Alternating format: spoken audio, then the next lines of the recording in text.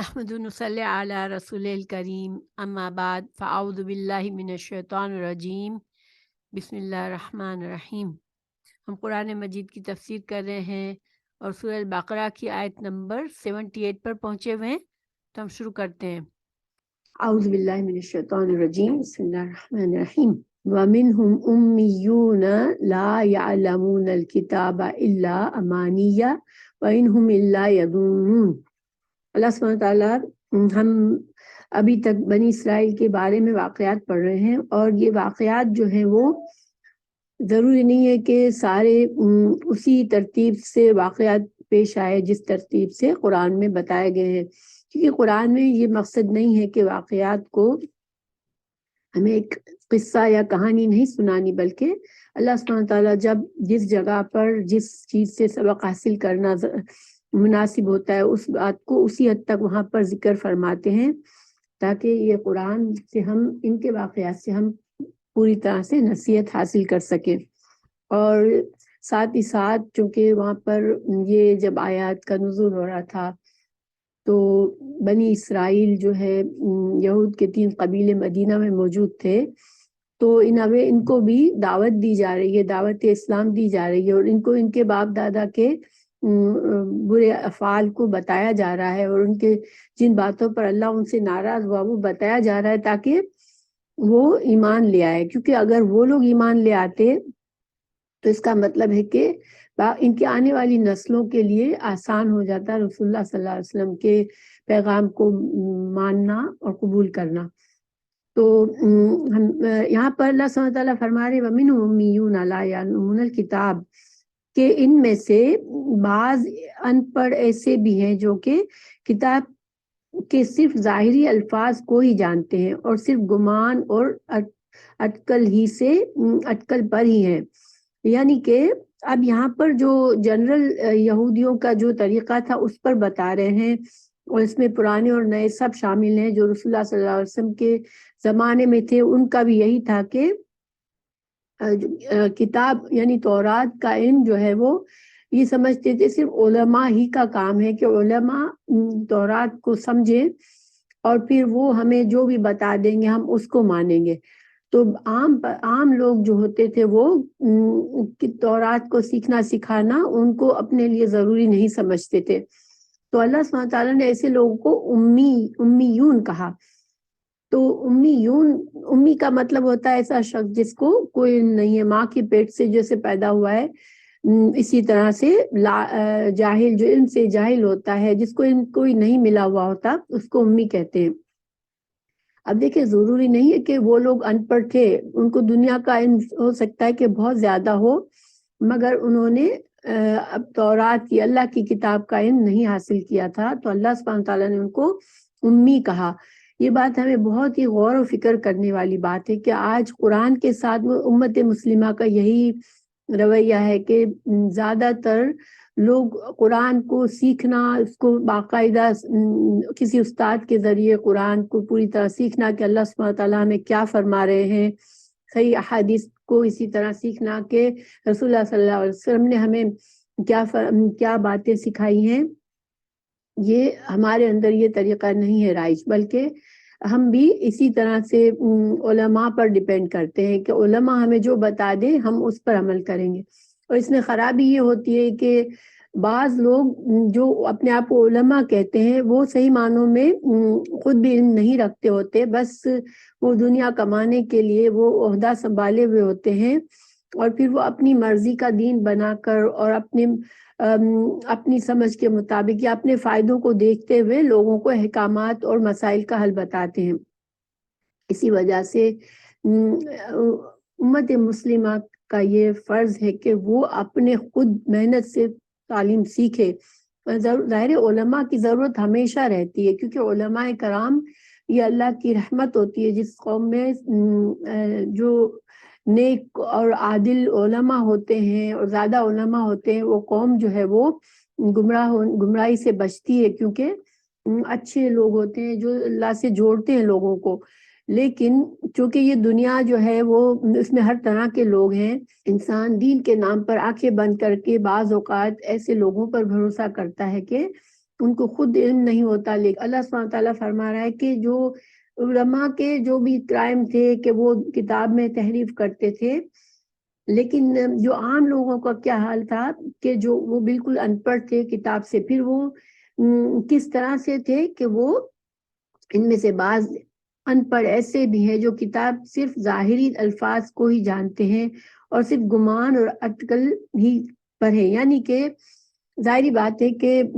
ہر انسان اپنے لیے اچھا ہی چاہتا ہے، دنیا میں بھی اچھا چاہتا ہے اور آخرت میں بھی اچھا چاہتا ہے. تو پھر انسان جب اس کو علم نہیں ہوتا کہ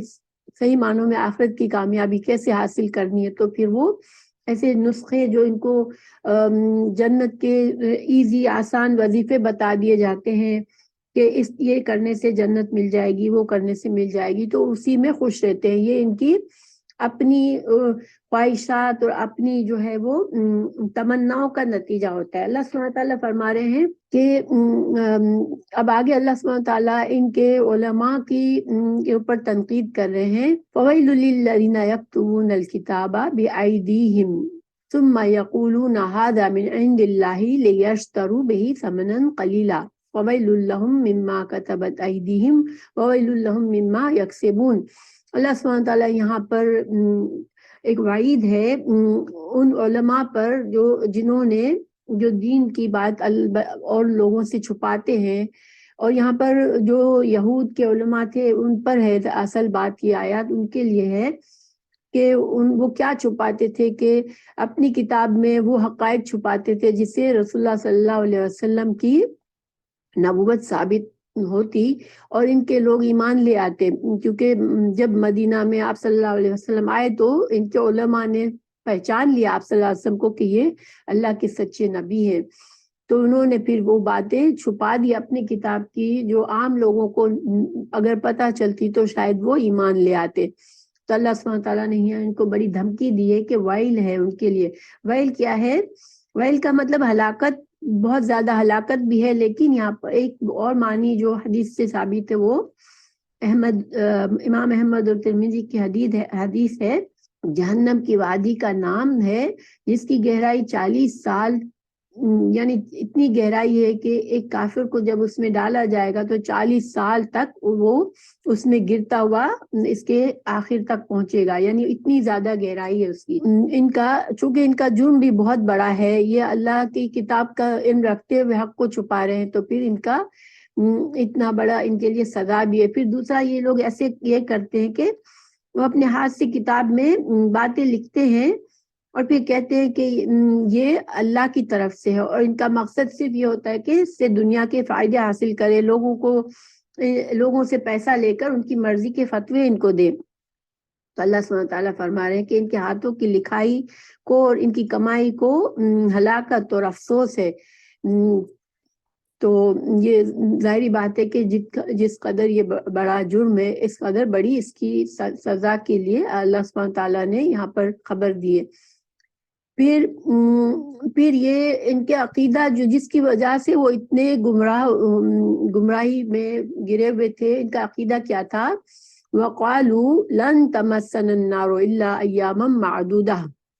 قُلْ أَتَّخَذْتُمْ عِندَ اللَّهِ عَهْدًا فَلَن يُخْلِفَ اللَّهُ عَهْدَهُ أَمْ تَقُولُونَ عَلَى اللَّهِ مَا لَا تَعْلَمُونَ. تو یہ کہتے ہیں کہ ہم تو صرف چند روز جہنم میں رہیں گے. ان سے کہو کہ کیا، اللہ سبحانہ تعالیٰ فرما رہے ہیں ان سے کہو کہ کیا تمہارے پاس اللہ تعالیٰ کا کوئی لکھا ہوا پروانہ ہے؟ اللہ نے تم کو لکھ کر یہ بات دے دی ہے کہ تم کو صرف چند روز کے لیے جہنم میں جانا ہوگا؟ اللہ تعالیٰ فرما رہے ہیں کہ اگر ہے تمہارے پاس ایسا کوئی ثبوت تو یقیناً اللہ تعالیٰ اپنے وعدے کا خلاف نہیں کرے گا. لیکن ہرگز تمہارے پاس ایسی کوئی چیز نہیں ہے، بلکہ تم تو اللہ کے ذمہ وہ باتیں لگاتے ہو جنہیں تم نہیں جانتے ہو. تو یہ عام لوگوں کا بھی عقیدہ یہی تھا، چونکہ علماء نے ان کے دلوں میں بھی یہ بات ڈالی تھی کہ چند روز کی بات ہے، تم کو اگر جہنم میں ڈالے بھی گئے تو صرف چند روز کے لیے. اس کے بارے میں مختلف اقوال ہیں. ایک قول ان کا یہ تھا کہ چونکہ انسان کی زندگی دنیا پر جو ہے وہ 7,000 سال تک، یعنی انسان کی نسل جو ہے وہ 7,000 سال تک رہے گی، پھر قیامت آ جائے گی، تو پھر ہر 1,000 سال کے بدلے ہم کو ایک دن جہنم میں گزارنا پڑے گا. اور پھر ایک اور بات یہ کہتے تھے کہ 7 دن جہنم میں رہیں گے، اور کچھ کہتے تھے کہ 40 دن ہم نے بچڑے کی عبادت کی ہے تو 40 دن جہنم میں رہیں گے، یعنی اس طرح کی باتوں پر یہ یقین رکھتے تھے۔ لیکن سوال یہ پیدا ہوتا ہے کہ پہلی بات تو یہ کہ یہ ساری ان کے دماغ کی پیداوار تھی، ورنہ جتنے بڑے بڑے کرائم انہوں نے کیے ہیں تو پھر اللہ سبحانہ تعالیٰ بار بار ان کو وعید دے رہا ہے جہنم کی، ویل کی، تو پھر وہ اس طرح سے کیسے کہہ سکتے ہیں؟ اوپر سے دیکھیں جہنم ایک ایسی جگہ ہے، اتنی بری جگہ ہے کہ اس کا ایک صرف ہوا کا جھونکے کی طرح بھی اس کا اگر جھونکا لگے گا تو انسان تڑپ جائے گا۔ جب مجرموں کو جہنم کا صرف دور سے ایک جھونکا آئے گا تو بھی وہ بالکل بے حال ہو جائے گا۔ تو جہنم سے اللہ سبحانہ تعالیٰ ہمیں ایک لمحے کے لیے بھی بچائے۔ اور ایسے مسلمان بھی اس طرح کی سوچ رکھنے والے ہوتے ہیں کہ ہم جو ہے وہ امت مسلمہ ہیں، تو ہمارا بھی یہی ہے کہ اگر تو سزا ملی تو کچھ عرصے تک ملے گی، یا پھر ہمارے لیے ہمیں تو شفاعت ہو جائے گی ہمارے لیے۔ مگر یہ جو ساری باتیں انسان اپنے دل سے نہیں بنا سکتا یہ چیزیں۔ اللہ تعالیٰ فرما رہا ہے بلا من کسب سیئۃ وحاطت بہ خطیئتہ فاولئک اصحاب النار هم فیہا خالدون۔ اللہ سبحانہ تعالیٰ فرما رہے ہیں کہ تمہیں کیوں عذاب نہیں ملے گا، یقیناً جس نے بھی برے کام کیے اور اس کی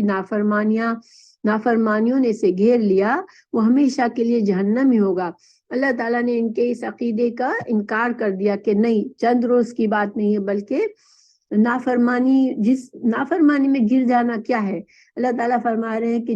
جس کی خطاؤں نے، گناہوں نے گھیر لیا، تو اس کا کیا مطلب ہے؟ تو دیکھیے گناہ کے کام، انسان جب گناہ سے گناہ کی توفیق ملتی ہے اور نیکی سے نیکی کی توفیق ملتی ہے، یہ اللہ سبحانہ تعالیٰ کا قانون ہے۔ تو جب انسان گناہ کرتا ہے پھر توبہ نہیں کرتا، پھر گناہ پر گناہ کرتا چلتا جاتا ہے، تو اللہ تعالیٰ اس کے لیے گناہ کا راستہ ہی آسان فرما دیتے ہیں۔ اور جو شخص جو ہے وہ ہدایت پر چلنا چاہتا ہے، نیکیوں کی کثرت کرتا ہے، غلطی ہوئی تو توبہ کرتا ہے، تو اللہ سبحانہ تعالیٰ اس کے لیے نیکی پر چلنا آسان کر دیتا ہے۔ یہ ہمیں دلائل بہت سے ملتے ہیں قرآن میں۔ سورہ اللیل آیت 8، 9، 10 میں اللہ تعالیٰ نے فرمایا جو اللہ کے حکم سے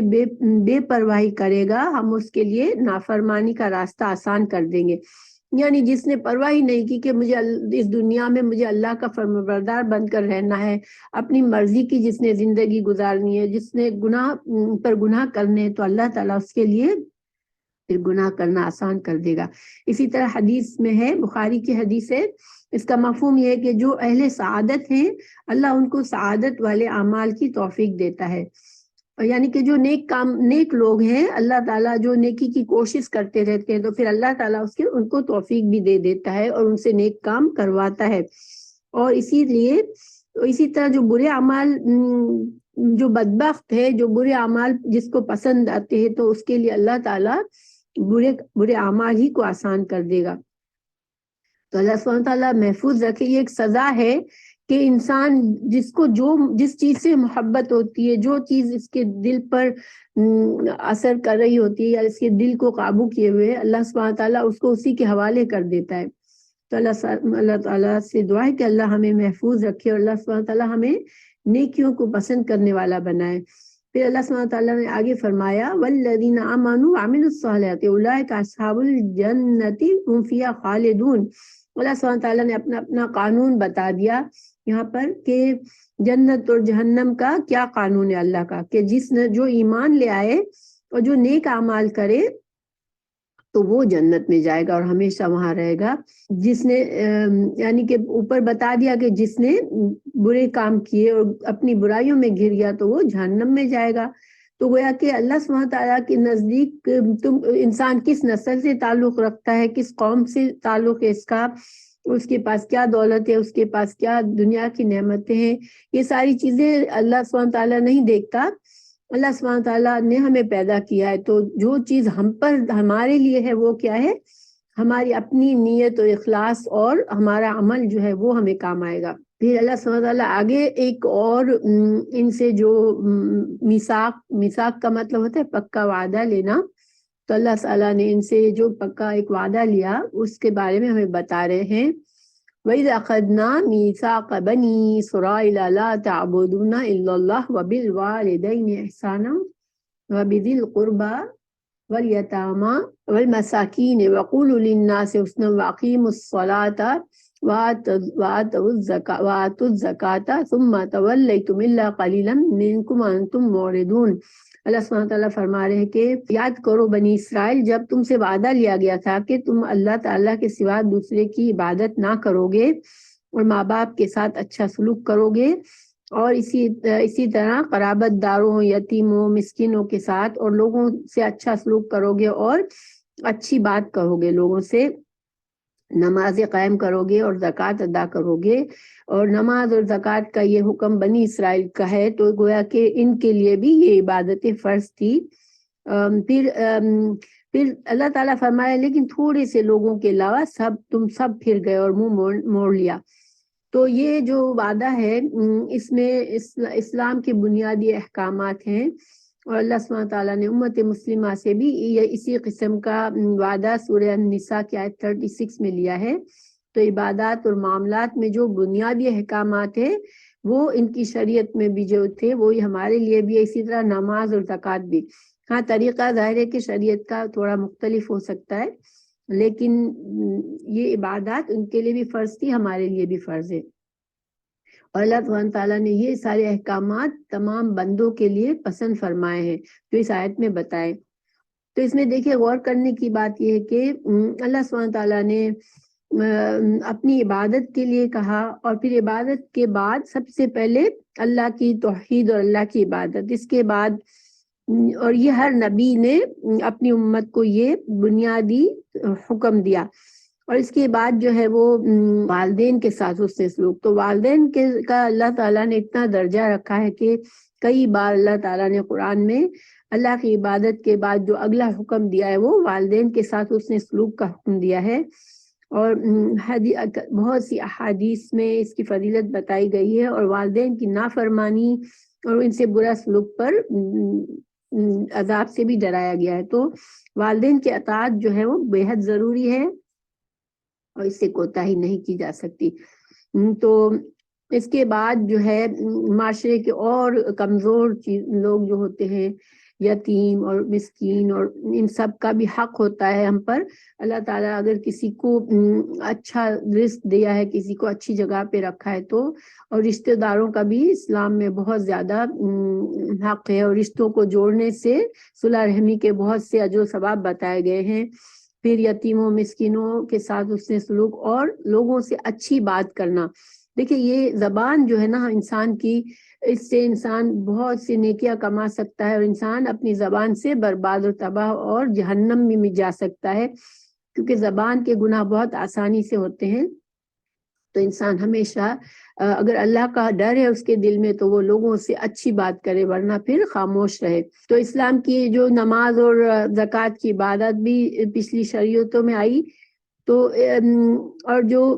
اسلام میں بھی ہم حدیث کے مطالعے سے ہمیں پتہ چلتا ہے کہ اگر کوئی انکار کر دے کہ نہیں میں نہیں مانتا، کہ میں نماز پڑھنے کو میں نہیں مانتا، میں اچھا انسان ہوں، میں مسلمان ہوں، مگر نماز کو ضروری نہیں سمجھتا یا میں زکوٰۃ کو ضروری نہیں سمجھتا، تو اس کے ایمان کامل نہیں ہے۔ حضرت ابوبکر صدیق نے بھی ان کے عہد خلافت میں ایسے لوگوں سے باقاعدہ جہاد کر کے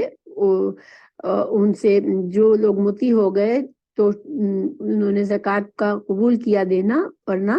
ان کو اسی طرح ٹریٹ کیا گیا جیسے کہ وہ مسلمان نہیں ہیں۔ تو انسان زکوٰۃ اور نماز اور مسلمان اسلام کے بنیادی عقائد کا اگر انکار کرتا ہے، اپنی سستی سے کبھی کرنا کبھی نہ کرنا وہ بھی برا ہے اور اس میں بھی گناہ ہے، لیکن اگر ان چیزوں کا پوری طرح انکار کرنا اور ان سے مکمل طور پر ان کو نہ کرنا اور ان کو چھوڑ دینا، ان کے بارے میں فکر بھی نہ کرنا، یہ ایمان کو خطرے میں ڈالنے والی چیز ہے اور ایمان سے، اسلام سے نکل جانے والی بات ہے۔ پھر اگلی آیت میں اللہ سبحانہ وتعالیٰ فرما رہے ہیں وَإِذَا أَخَذْنَا مِيثَاقَكُمْ لَا تَسْفِكُونَ دِمَاءَكُمْ وَلَا تُخْرِجُونَ أَنفُسَكُمْ مِنْ دِيَارِكُمْ ثُمَّ أَقْرَرْتُمْ وَأَنْتُمْ تَشْهَدُونَ۔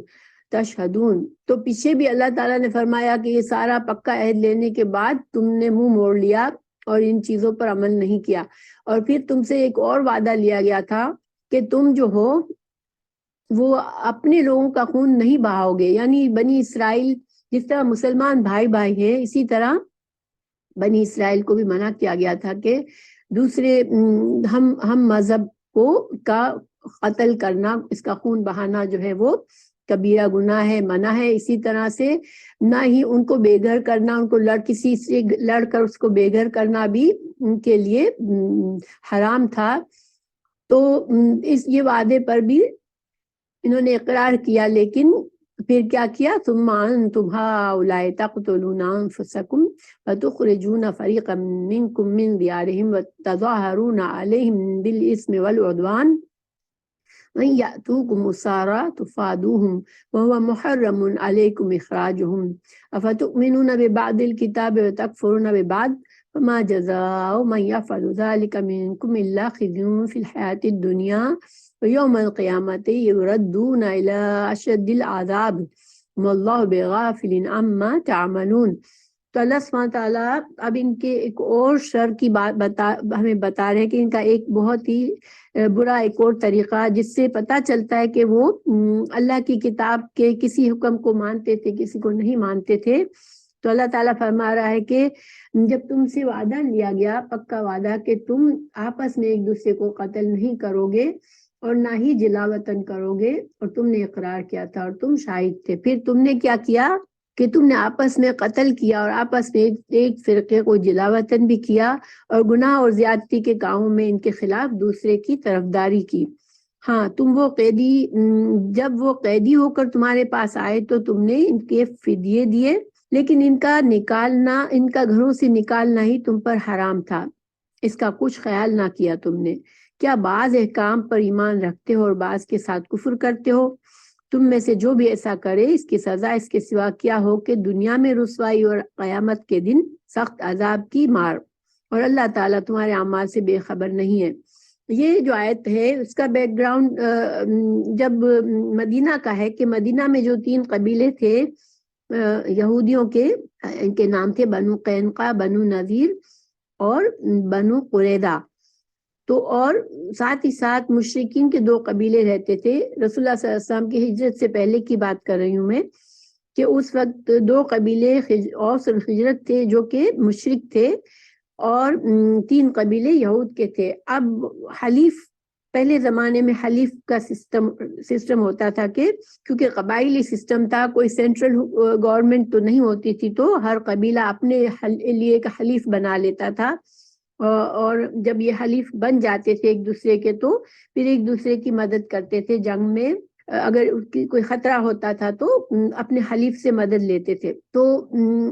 جو یہودی تھے 3 قبیلے، بنو قریظہ جو تھے وہ اوس کے حلیف، اور بنو قینقاع اور بنو نذیر جو تھے وہ خزرج کے حلیف تھے.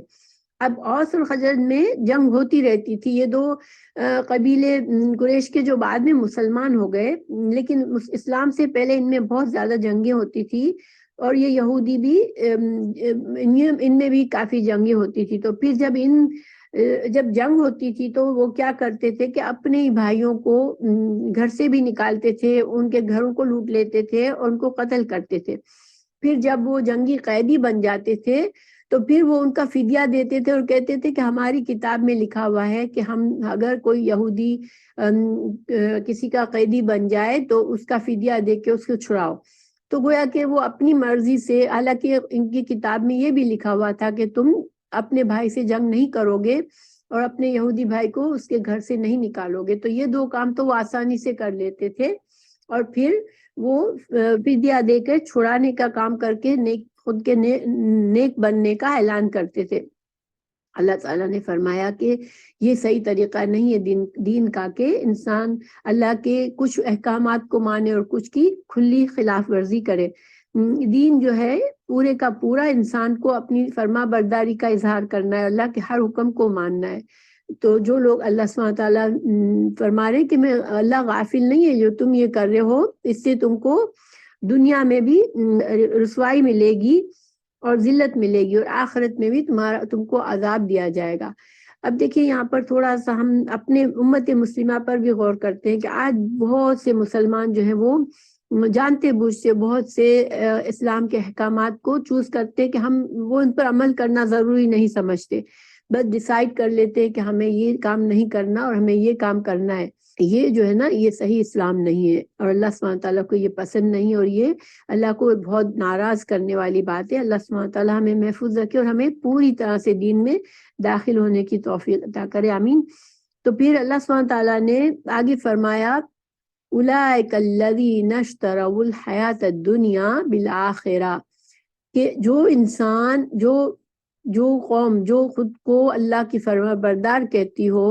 اور پھر وہ اس طرح کے کام کرے کہ وہ اپنی دنیا کے فائدے کے لیے کچھ احکامات کو مانے اور کچھ کو چھوڑ دے، تو پھر اللہ سبحانہ تعالیٰ فرما رہے ہیں کہ ان کے لیے عذاب ہے اور ان کو مدد نہیں کی جائے گی. یہ سخت وعید ہے.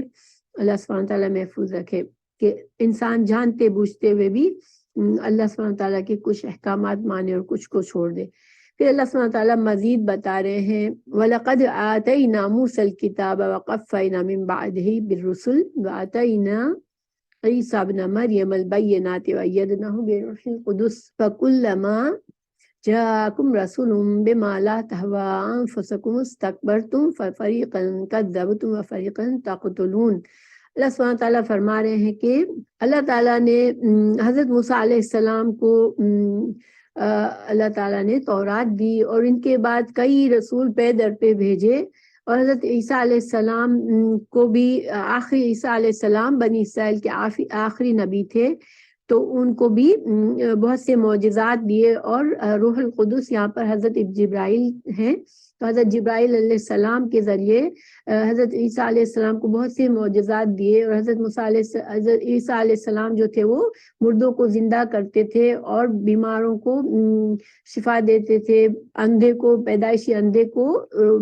آنکھیں آ جاتی تھی. یہ سب کچھ اللہ کے اذن سے ہوتا تھا. اور اللہ سبحانہ تعالیٰ کے جو روح القدس جو جبرائیل علیہ السلام ہیں ان کی مدد بھی شامل ہوتی تھی اللہ کے اذن سے. تو مگر تم کیا کرتے تھے یہ سارے انبیاء کے ساتھ؟ تم نے کیا کیا کہ تم کو جب کوئی بات کسی نبی کی پسند نہیں آتی تھی تو تم اس کو قبول نہیں کرتے تھے. تم کسی نبی کو مانتے تھے، کسی کو جھٹلاتے تھے. جیسے مثال کے طور پر رسول اللہ صلی اللہ علیہ وسلم کی رسالت کو انہیں جھٹلایا ان لوگوں نے، حضرت عیسیٰ علیہ السلام کی رسالت کو جھٹلایا اور حضرت زکریا اور یحییٰ کو قتل کیا. تو یہ اللہ سبحانہ تعالیٰ بتا رہے کہ کس طرح کا ایمان ہے تمہارا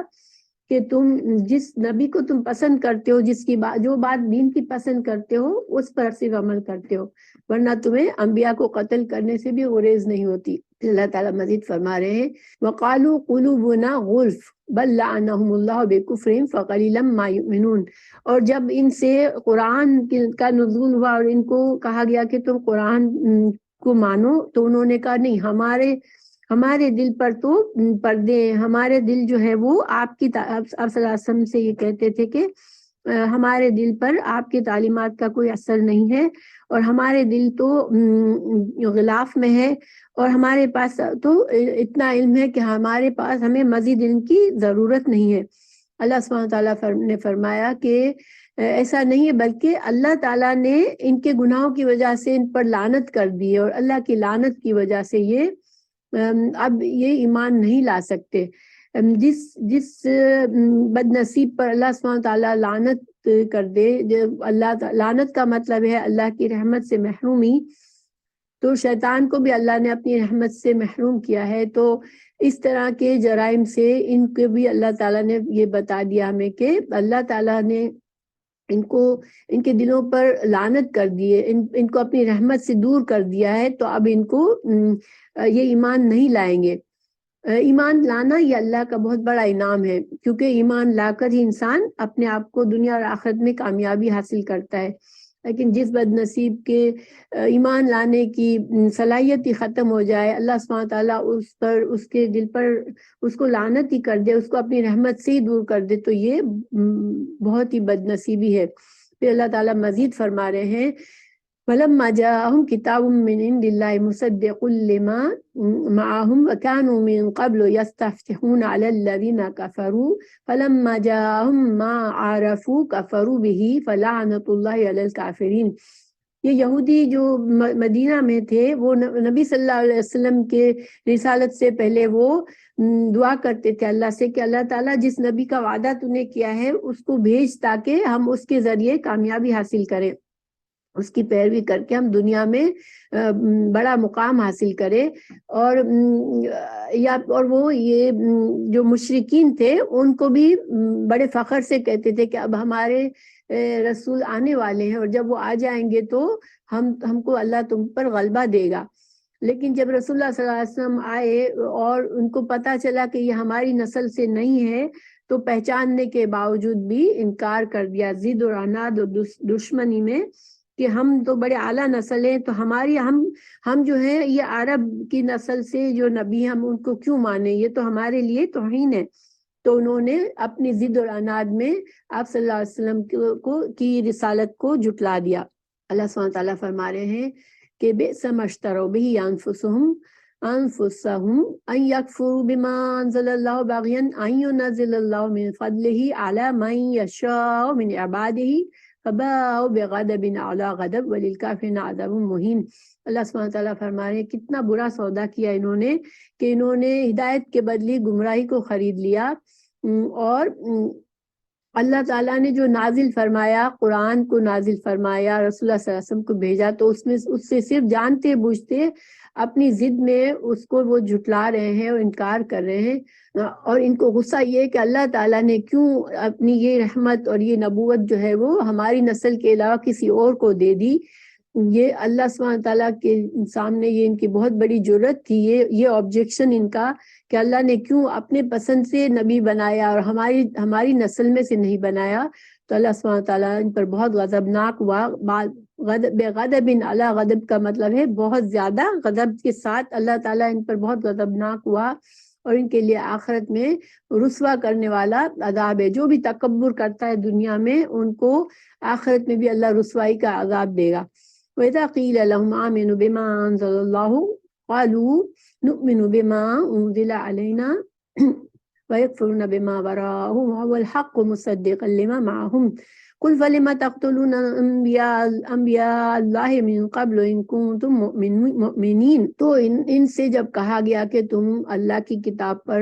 ایمان لے آؤ، اللہ نے جو نازل فرمایا اس کو قبول کرو، انہوں نے کہا نہیں، ہم کو جو بھی ہم پہلے تورات میں دے دیا گیا بس وہی ہمارے لیے کافی ہے، اس کے علاوہ ہم کسی اور کو نہیں مانیں گے۔ اللہ تعالیٰ نے فرمایا کہ تم تورات پر بھی کب عمل کرتے تھے؟ تم نے تو تورات کو بھی حالانکہ قرآن جو ہے وہ تورات کی تصدیق کرنے والی کتاب ہے۔ تورات میں جو احکامات ہے قرآن میں اللہ تعالیٰ نے اس کی تصدیق فرمائی ہے، اور تم جانتے ہو یہ، تو تم تو اگر تم تورات پر بھی صحیح عمل کرتے اور صحیح مانتے تو پھر تم اپنے انبیاء کرام کو جو تم قتل کرتے تھے وہ کیوں کرتے؟ یعنی تمہارے اندر کبھی ایمان تھا ہی نہیں۔ پھر اللہ تعالیٰ ان کو مثال دے رہے ہیں وَلَقَدْ جَاءَكُم مُوسَىٰ بِالْبَيِّنَاتِ ثُمَّ اتَّخَذْتُمُ الْعِجْلَ مِن بَعْدِهِ وَأَنْتُمْ ظَالِمُونَ کہ اللہ تعالیٰ نے تو قرآن کو اللہ تعالیٰ نے تو موسیٰ علیہ السلام کو بھیجا تھا معجزات دے کر، کتاب دے کر، لیکن تم نے کیا کیا کہ پھر بھی تو جو توحید کا تمہیں حکم دیا گیا اللہ کو ایک ماننے کا، تم نے اس میں خلاف ورزی کی اور شرک کیا، اور بچڑے کو جانتے بوجھتے بچڑے کو تم نے معبود بنایا، اور تم نے اتنا بڑا شرک کا ظلم کیا کہ شرک جو ہے وہ ظلم العظیم ہے۔ اللہ کا حق ہے کہ اس کو ایک مانا جائے، اور جو اس حق میں کمی کرتا ہے وہ بہت بڑا ظلم کرتا ہے۔